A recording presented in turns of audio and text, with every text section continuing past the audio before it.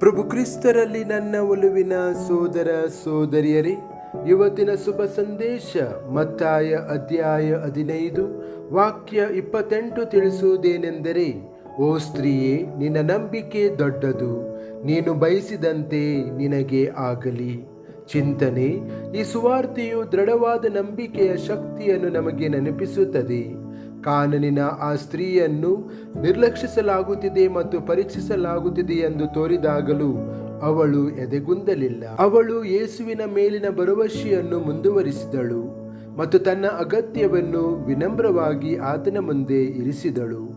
ದೇವರು ನಮ್ಮ ಸ್ಥಾನಮಾನವನ್ನಾಗಲಿ ಅಥವಾ ಹಿನ್ನೆಲೆಯನ್ನಾಗಲಿ ನೋಡುವುದಿಲ್ಲ, ಬದಲಾಗಿ ನಮ್ಮ ಹೃದಯದಲ್ಲಿರುವ ನಂಬಿಕೆ ಮತ್ತು ದೃಢತೆಯನ್ನು ನೋಡುತ್ತಾನೆ ಎಂಬುದನ್ನು ಅವಳ ನಂಬಿಕೆಯು ನಮಗೆ ಕಲಿಸುತ್ತದೆ.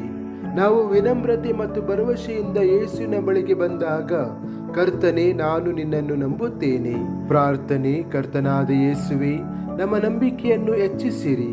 ನಮ್ಮ ಪ್ರಾರ್ಥನೆಗಳಿಗೆ ಉತ್ತರ ಸಿಗುವುದಿಲ್ಲವೆಂದು ತೋರಿದಾಗ ಮತ್ತು ಕಷ್ಟಗಳು ನಮ್ಮನ್ನು ನಿರಾಶೆಗೊಳಿಸಿದಾಗ ನಾವು ನಂಬಿಕೆಯಲ್ಲಿ ಸ್ಥಿರವಾಗಿರಲು ಮತ್ತು ಎಂದಿಗೂ ಎದೆಗುಂದದಿರಲು ಸಹಾಯ ಮಾಡಿರಿ. ನಿನ್ನ ಪ್ರೀತಿಯಲ್ಲಿ ಭರವಸೆ ಇಡಲು ಮತ್ತು ನಮಗೆ ಯಾವುದು ಅತ್ಯಂತ ಉತ್ತಮ ಅದು ನಿನಗೆ ಯಾವಾಗಲೂ ತಿಳಿದಿದೆ ಎಂದು ನಂಬಲು ನನಗೆ ಅನುಗ್ರಹಿಸಿರಿ. ಆಮೆನ್.